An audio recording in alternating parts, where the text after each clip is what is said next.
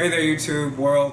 My name is Nigel Thornberry. That was smashing! I'm Arnold. Hey, Arnold! And I am Raji Rocket. And on today's episode, we're going to be introducing strangers to veganism, but with a little twist. So let's get into the video.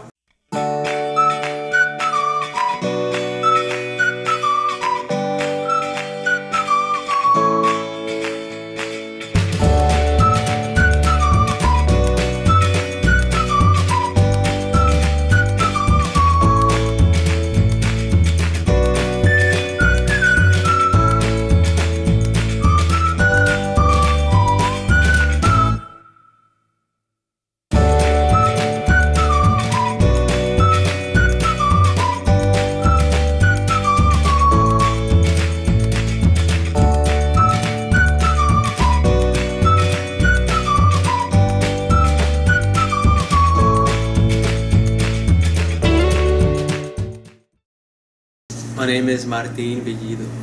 My name's Nakia Hedry. 我叫金腾月 or in English or in English my name is Trevor Boltink.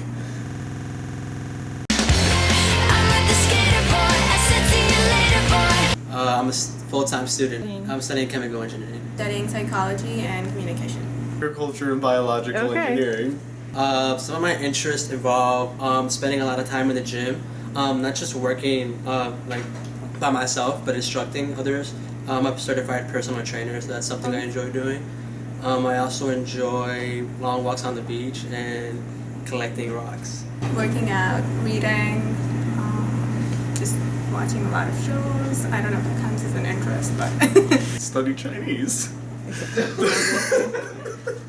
Alright. No, I also parkour and kendo, whatever those have to do with Chinese. Which they don't.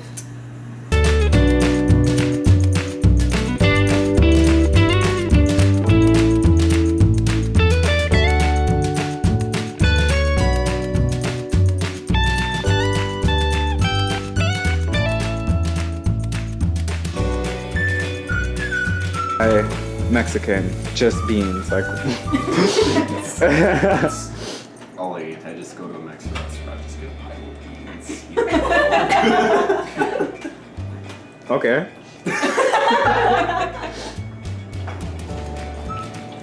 I like Thai food a lot. I like Asian food a lot. Me too. Like Chinese food. Hi, I'm Catherine. I'm here to introduce the test.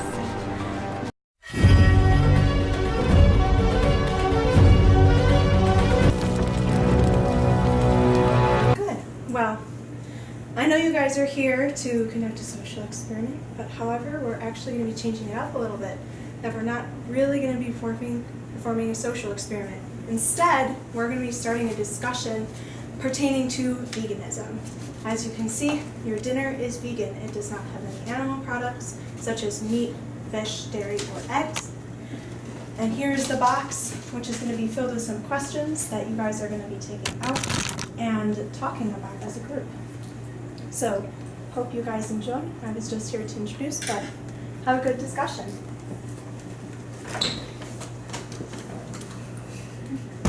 Wait, what? Mine. I'm so surprised. What is this? What can we open? Who wants to start off? I can go. Do I just... I gotta put some intense music on this.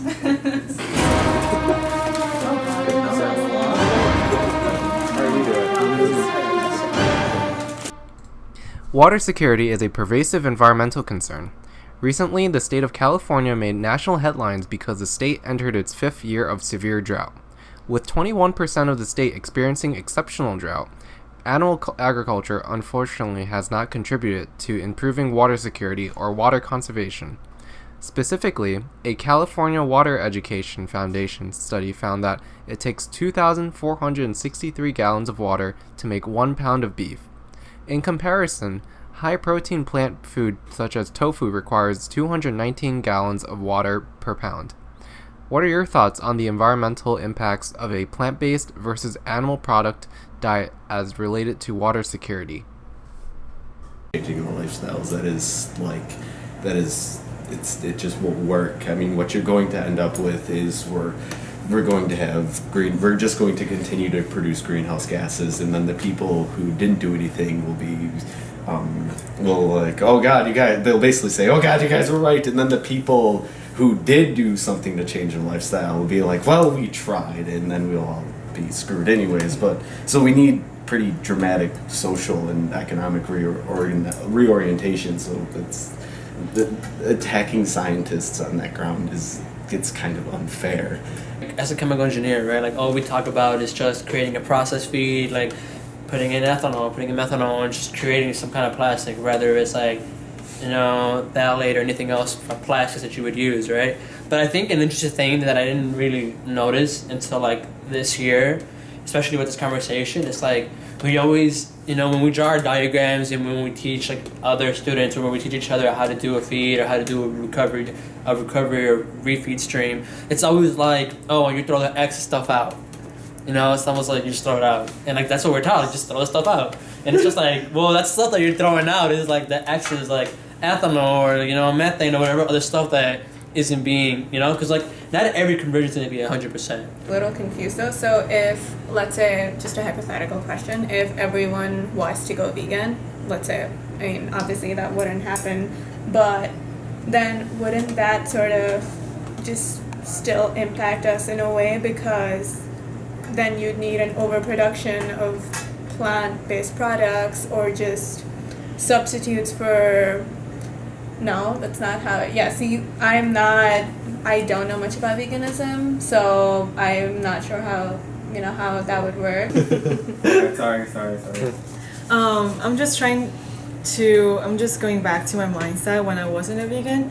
I just feel like climate change is such a huge topic, and it seems so far away, and so I feel like that's why people are reluctant when it comes to lifestyle change. They'll be like, because I was kind of like, oh, even if I changed, what's going to happen? Like, it will make no difference because it's such a huge topic, and I don't know, like as an individual, I don't think I'll be, like my lifestyle change would be that powerful. I think that's probably most people's mindset, and and I think to help with this climate change crisis, it's more than just the individual lifestyle change, but also like the industry and policy making process. It's a lot bigger than individual changes. Like, of course it helps, but if the policy makers don't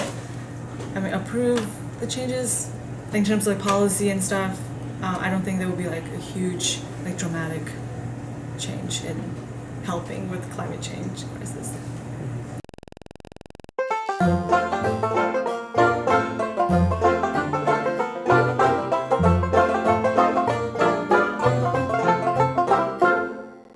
In the protest for animal rights and compassion towards the other sentient beings that we share the planet with, James Aspey, an Australian man, went 365 days without talking.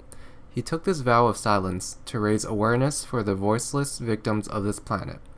In a TV interview, he further elaborates his motivation for this activism, stating, "We all say we love animals, and we all are against animal cruelty, but we pay people to mutilate, torture, and slaughter animals.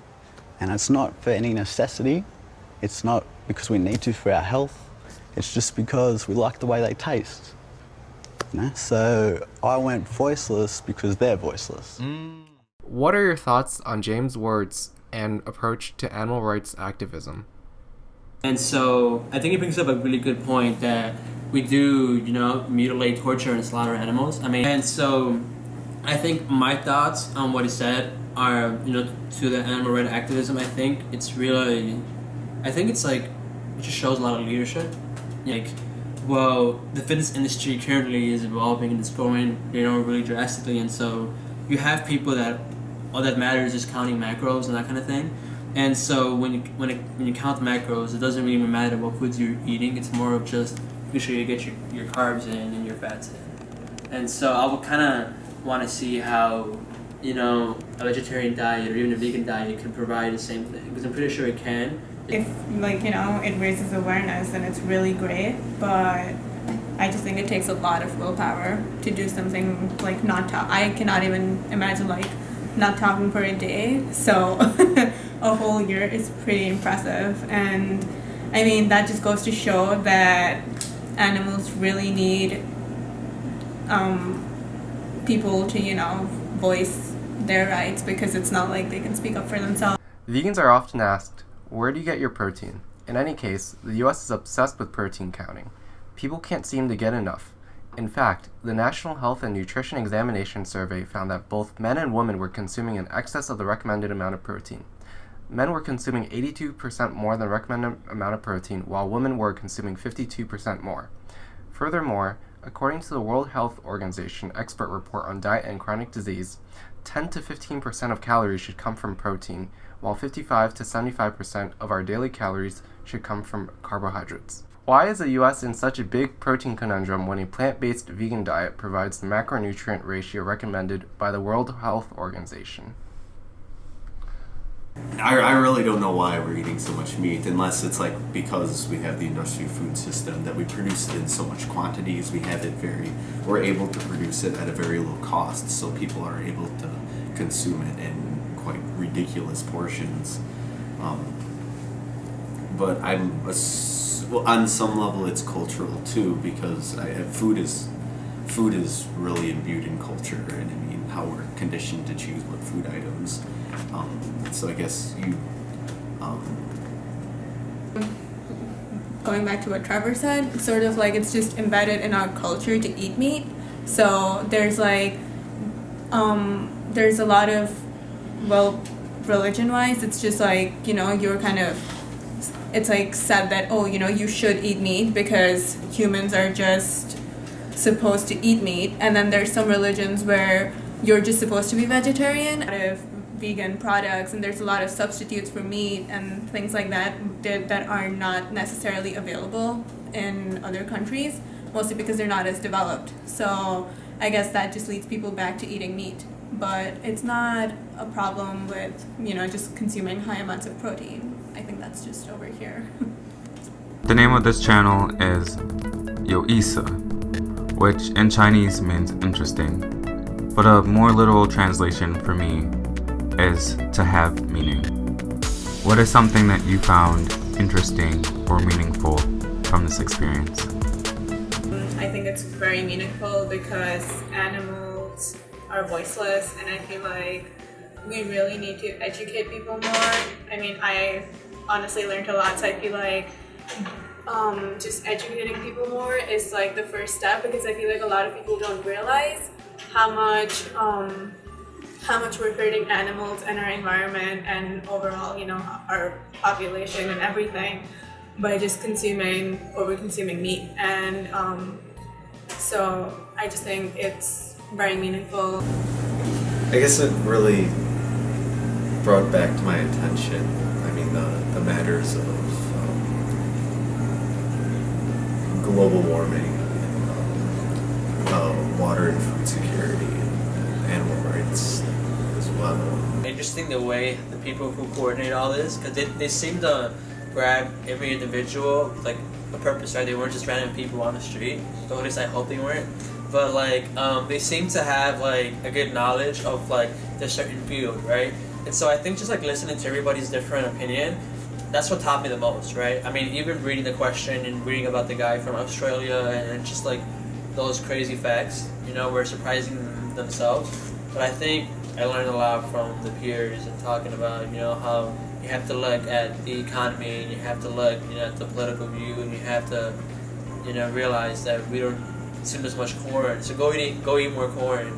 But yeah. I would have to cut class to finish it. Thanks so much. Everyone.